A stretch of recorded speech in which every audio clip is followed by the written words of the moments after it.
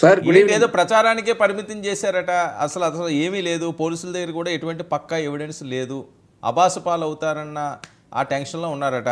అలాగే ఈయన ఏదో అరెస్ట్ అవుతారంటుంటే ఆ కోర్టులో కూడా అంచనాలు తారుమారు అవుతున్నాయని. సార్ అంచనాలు తారుమారేం అవ్వలేదు సార్. ఉమ్, నేనేం చెప్తున్నానంటే మా నాయకుడు, నేను పదే పదే ఇదే మాట చెప్తా ఉన్నా. మా నాయకుడు చంద్రబాబు నాయుడు గారు జగన్మోహన్ రెడ్డిని నన్ను అరెస్ట్ చేశాడని నేను అరెస్ట్ చేయను అని చెప్పేసి మా నాయకుడు అన్నాడు. ఎవరైతే మా పార్టీలో ఉన్నటువంటి లేదంటే ఆంధ్రప్రదేశ్ రాష్ట్రంలో ఉన్నటువంటి ప్రజలు ఎవరైతే జగన్మోహన్ రెడ్డి గారి వల్ల ఇన్ని రోజులు ఇబ్బంది పడ్డారో, నేను ఇబ్బంది పడ్డా జగన్మోహన్ రెడ్డి గారి వల్ల, నేను గాయపడ్డాను, ఆయన పోలీసులు నన్ను గాయపరిచారు, అప్పట్లో నేను ఇబ్బంది పడ్డాను కాబట్టి నేను ఫేస్ చేసినటువంటి సిచ్యువేషన్ జగన్మోహన్ రెడ్డి గారు కూడా ఫేస్ చేయాలని, జగన్మోహన్ రెడ్డి గారు అరెస్ట్ అవ్వాలి అని చెప్పి నేను అనుకున్నా. వాస్తవం అది. నేను అనుకున్నా.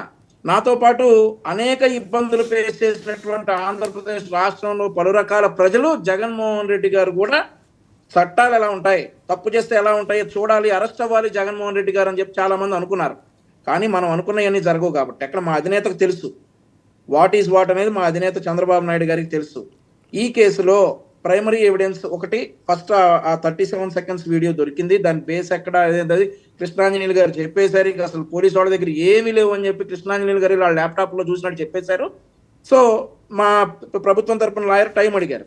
సో ఈ కేసులో ఇంకొన్ని ఎవిడెన్స్లతోటి కోర్టులోకి వెళ్తే ఏదైనా అరెస్ట్ చేసే అవకాశం ఉంటుందేమో అని చెప్పేసి మేము భావిస్తా ఉన్నాం.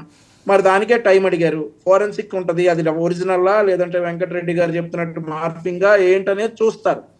యాజ్ ఎ ప్రైమరీ ఎవిడెన్స్ అదొకటి దొరికింది ఎవిడెన్స్. ఇప్పుడు మరి ఈ ఏపీ 26E001 వెహికల్ డ్రైవర్ కూడా గుట్టిపాటి హరీష్ గారు కూడా ఈ వెహికల్ గుద్దలేదు, నాకేం సంబంధం లేదు అని చెప్పినట్లుగా మా దగ్గర ఉన్నటువంటి సమాచారం.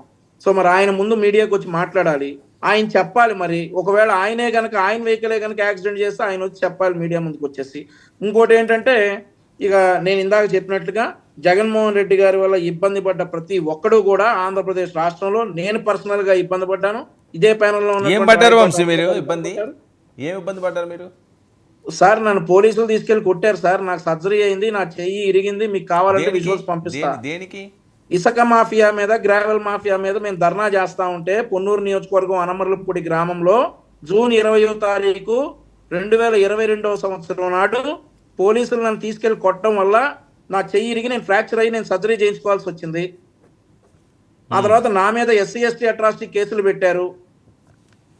నేను చేయనటువంటి తప్పులకు నా మీద జగన్మోహన్ రెడ్డి గారి పోలీసులు నా మీద అప్పుడు కేసులు పెట్టారు. నేను ఇబ్బంది పడ్డాను జగన్మోహన్ రెడ్డి గారి వల్ల. స్టేషన్ లో కొట్టారా మిమ్మల్ని? థర్డ్ డిగ్రీ చేశారా? స్టేషన్ లో కాదు సార్, బయట రోడ్డు మీదే కొట్టారు. అందరూ చూస్తుండగానే కొట్టారు. I have the evidences.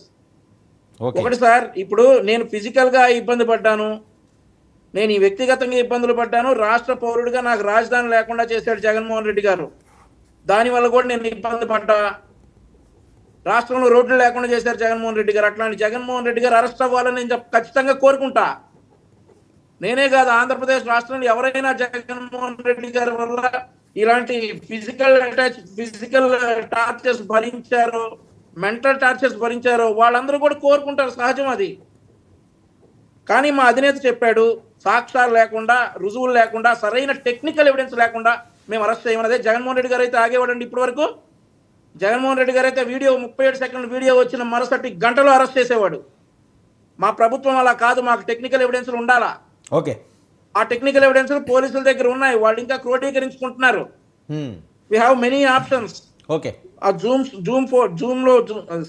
Drone photos అవన్నీ కూడా చూసుకుని డెఫినెట్లీ ముందుకెళ్తారు. Okay, okay. ఈరోజు ఇంకొకటి వర్మ గారు, car AP 40DH2349 car seize చేయగానే వీళ్ళు సోషల్ మీడియాలో చెప్పుకునేది ఏంటంటే, ఒక కార్ సీజ్ చేస్తే 100 కార్లు వచ్చినాయట. మరి సింగయ్యని చంపారు, 100 మంది సింగయ్య, ఒక్క సింగయ్యని తీసుకురండి చాలు, వెనక తీసుకురండి. మరి ఒక కారు తీసుకెళ్తే 100 కార్లు వచ్చినాయంట. 100 కార్లు మాకెందుకు? మాకు అవసరంలా మీ కార్లు. తప్పు చేసిన కారుని డెఫినెట్లీ సీజ్ చేస్తాం.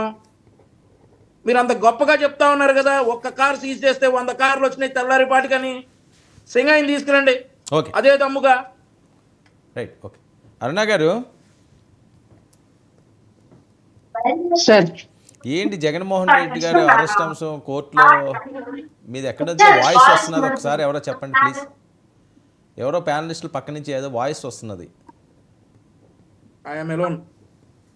ఓకే, నా దగ్గర కాదు. రైట్. అరుణ గారు, ఏంటి జగన్మోహన్ రెడ్డి గారి కేసు అంశం అన్నది?